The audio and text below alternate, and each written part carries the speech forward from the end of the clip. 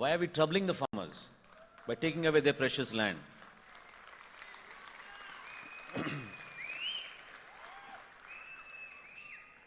ప్రజా పోరాట యాత్రలో కాకినాడలో మీరందరూ చూసుంటారు.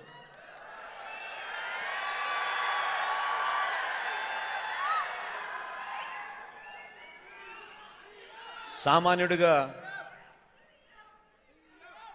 ఆయన జీవితం ప్రారంభించిన వ్యక్తి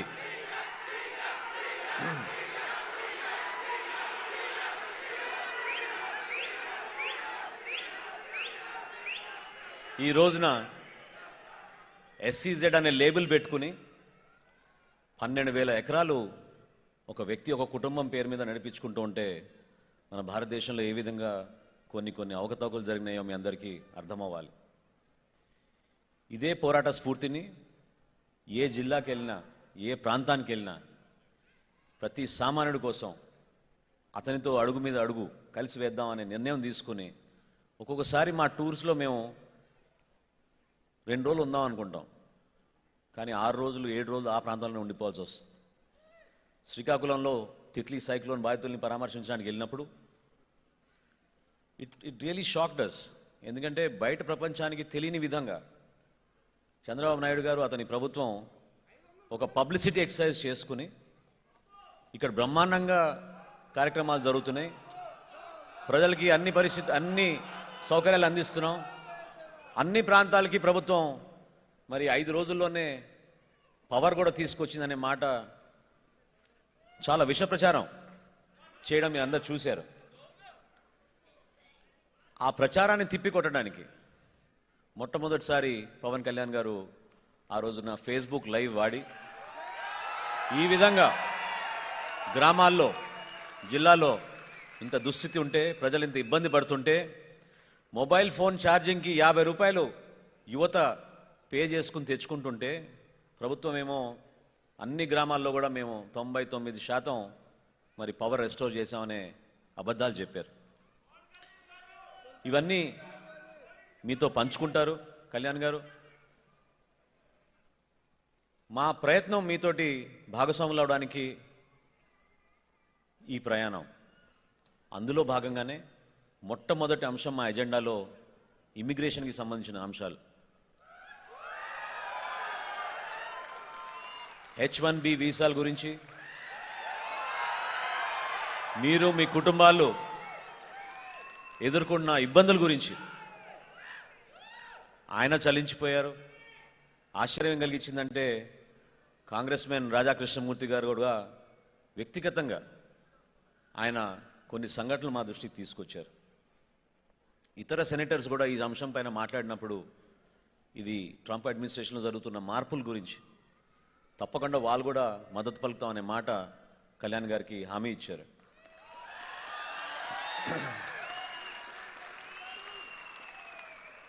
మీ కుటుంబంలో ఉన్న ఫ్రస్ట్రేషన్, ప్రత్యేకంగా మీ పిల్లలకు ఉన్న అన్సర్టనిటీ చాలా బాధ కలిగించింది. ఎందుకంటే దేశం కాని దేశానికి వచ్చి ఖచ్చితంగా మీరు త్యాగం చేసి వచ్చారు. మీ కుటుంబాన్ని వదులుకున్నారు, మీ ప్రాంతాన్ని వదులుకున్నారు, మీ గ్రామాలని వదులుకున్నారు. తల్లిదండ్రులకి ఒక్కొక్క సందర్భంలో పిల్లల్ని కూడా వదిలేసి ఇక్కడికి వచ్చి మీరు పనిచేసుకున్న తరుణంలో ప్రభుత్వం నుంచి రావాల్సిన కనీస మద్దతు మీకు రానప్పుడు తప్పకుండా ఈ బాధను మేము అర్థం చేసుకోగలుగుతున్నాం. ఆ పోరాటాన్ని ముందు తీసుకెళ్ళడానికి ఈరోజు పవన్ కళ్యాణ్ గారు ప్రధానమంత్రి గారికి ఉత్తరం రాసి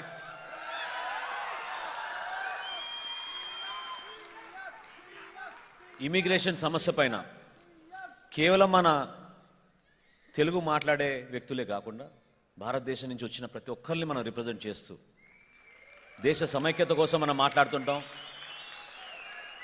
ఆ భావాజాలం ప్రతి ఒక్కరిలో రావాలనే ఆలోచనతోటి కళ్యాణ్ గారు మంచి హృదయంతో భారతీయుల తరఫున మాట్లాడి ప్రధానమంత్రి గారికి ఈరోజు ఉత్తరం రాసి ఇందులో మద్దతు పలకమని, పోరాడమని ఆయన కోరడం జరిగింది. ప్లేన్ దిగ్గానే మేము స్ట్రేట్గా వాషింగ్టన్లో దాదాపు 2 రోజులు 21 మీటింగ్లు మేము కలిసాం. ఉదయం 7:30కి మా రోజు ప్రారంభమైతే చివరికి 9:30-10 వరకు మేము అందరినీ కలుసుకుంటూ తిరుగుతూ ఒక ప్రయత్నం చేశాం.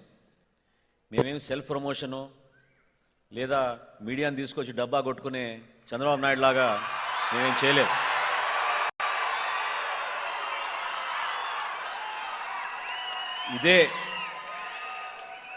ఇదే కార్యక్రమం చంద్రబాబు నాయుడు గారు చేస్తుంటే బహుశా ఆంధ్రప్రదేశ్లో ఈ రోజున ప్రతి టీవీలోనూ పేపర్లోనూ ఒక 5 రోజుల నుంచి ఎన్నడూ లేని విధంగా ప్రచారం చేసుకునేవాళ్ళు. కానీ ఆ చిత్తశుద్ధి, దేశం పైన ఆయనకున్న ప్రేమ, నమ్మకం, మీ మీద ఉన్న అభిమానంతో ఆయన కష్టపడదాం, ప్రభుత్వంలో లేకపోయినా సరే జనసేన పార్టీ తరఫు నుంచి మనం ఈ ప్రయత్నం చేద్దామని ఒక నిర్ణయం తీసుకుని వాషింగ్టన్లో 2 రోజుల కార్యక్రమం మేము విజయవంతంగా సాధించామని నేను భావిస్తున్నాను.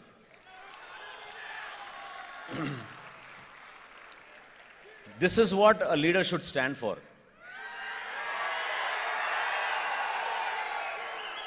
This is his commitment.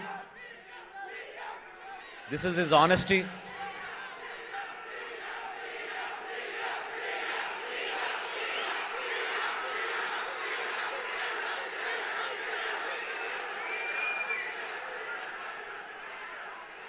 This is what Janasena stands for. And I'm using this platform to pray to all of you to understand this ideology, to understand his mind, to understand why we are here. We are here to rejuvenate politics back in India. We want to do contemporary politics. We want to do politics not merely for convenience, but we want to do politics with a commitment and honesty.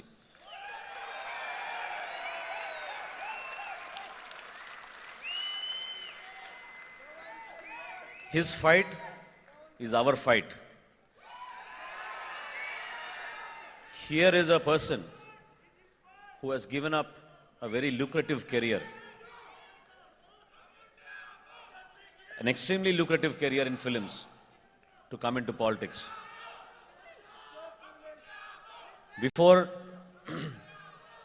Before we set out on this journey, we shared a lot of beliefs, feelings, ideology, thoughts, commitments, a very honest approach to what politics should be. Both of us felt strong on one point, and that is, there is a fire within us, the fire to serve the nation, the fire to stand for the people, the fire to work for the common man, and that fire takes us on every single day in our fight for bringing justice to everybody.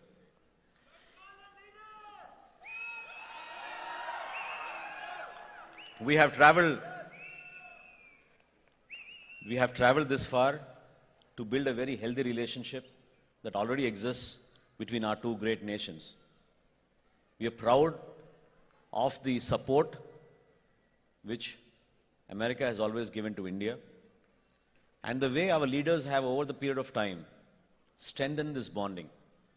But this is a new generation in front of us. There's so many of you who have come here to establish a bright future. Let us think ahead. ఏంటండి video నచ్చిందా? అయితే ఓ like వేసుకోండి, లేదంటే ఓ comment చేయండి. ఎప్పటికప్పుడు మా videos చూడాలంటే subscribe చేసుకోండి.